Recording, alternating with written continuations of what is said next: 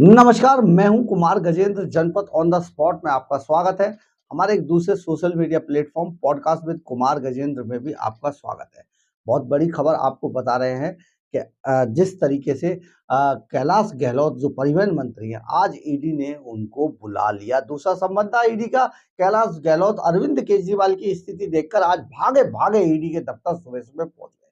ये वही कैलाश गहलोत है जिन्हें पहला सम्मन मिला था, तो अरविंद केजरीवाल की सह पर ये जा नहीं रहे थे। गए नहीं, इन्होंने बहाना बना दिया कि कैबिनेट सेशन चल रहा है, सत्र चल रहा है, विधानसभा का मैं नहीं आ सकता हूं।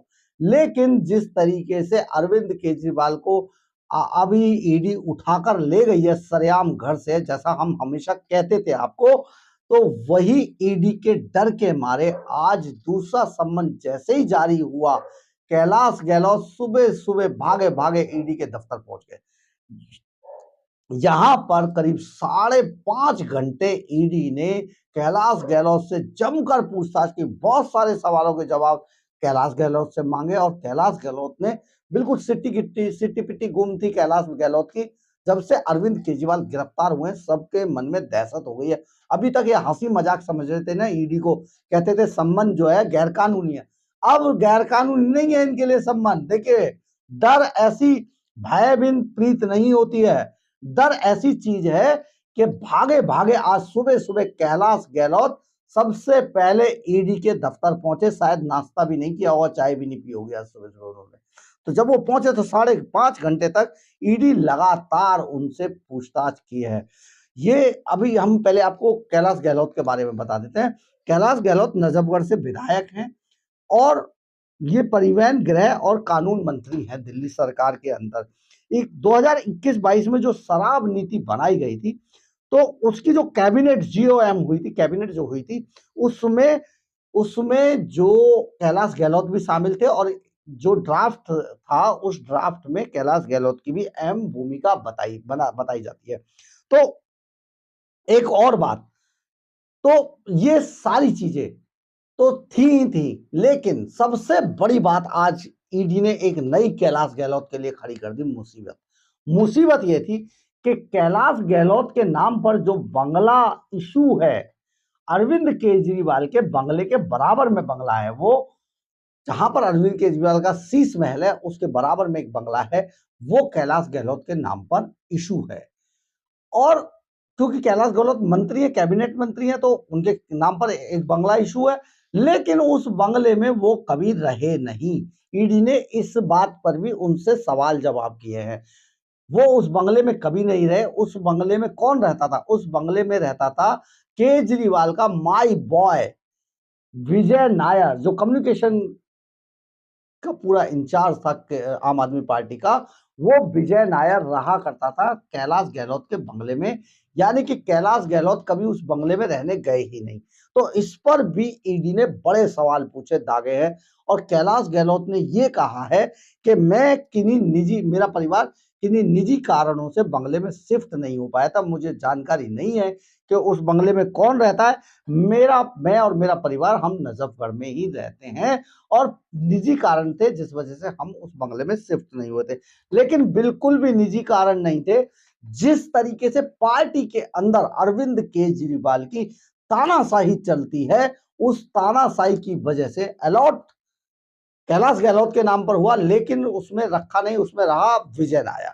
हम आपको ये भी एक बात बता देते हैं, आतिशी के नाम पर जो बंगला अलॉट है, यानी कि जो मनीष सिसोदिया को बंगला मिला था, अब वो आतिशी मार्लेनो के नाम पर है, लेकिन उसमें अभी तक मनीष सिसोदिया की ही फैमिली रहती है, आतिशी नहीं रहती है।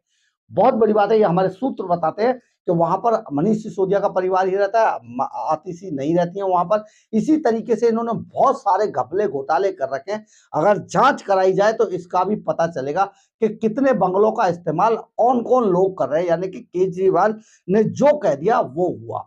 तो ये मामला अब आज ईडी ने इस पर भी उनसे कई सवाल पूछे हैं। और इसके अलावा जो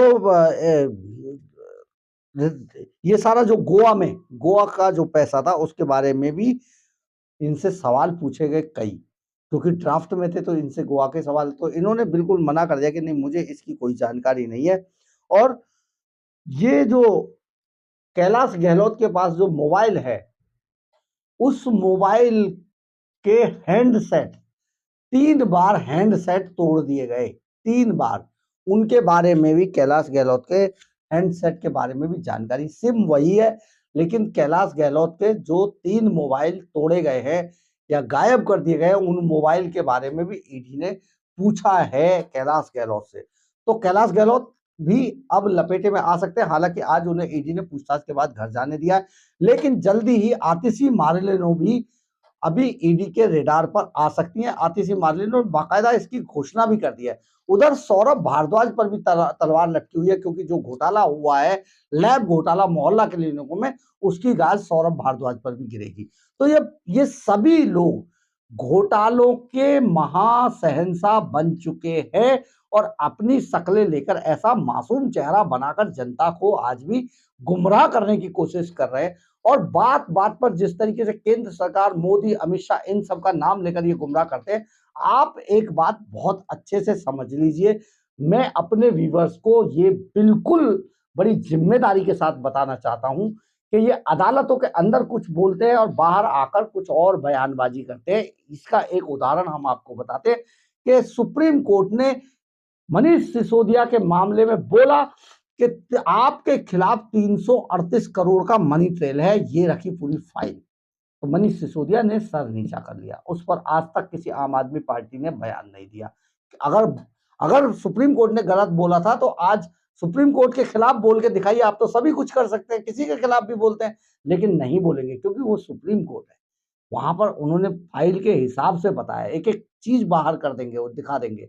इसके अलावा आप समझिए कि किसी को भी जब घोटाला, कोई भी पार्टी, कोई भी सरकार क्यों ना हो, किसी को ऐसे ही गिरफ्तार नहीं किया जाता है। यानी कि घोटाले हुए हैं।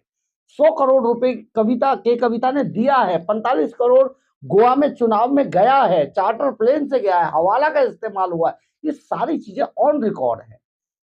तो आखिर ये आरोप कैसे लगाते हैं? लेकिन जनता को गुमराह करने के लिए ये बाहर बैठकर जो प्रेस कॉन्फ्रेंस कर रहे हैं, बहुत जल्दी ये दोनों भी आपको शिकंजों के पीछे दिखाई देंगे। अगर आपको हमारी खबर अच्छी लगी हो तो आपसे लाइक, सब्सक्राइब और शेयर जरूर करें। कमेंट्स बॉक्स में अपनी राय जरूर लिखें, इससे हमें ऊर्जा मिलती है। और अगर आप हमारे चैनल पे नए हैं तो हमारे चैनल का ज्वाइन बटन दबाकर ज्वाइन जरूर कर लें। इसके अलावा अगर आप हमें आर्थिक रूप से मदद करना चाहते हैं तो आप सुपर थैंक्स का बटन दबाकर हमें आर्थिक रूप से मदद भी कर सकते हैं। जय हिंद, जय भारत।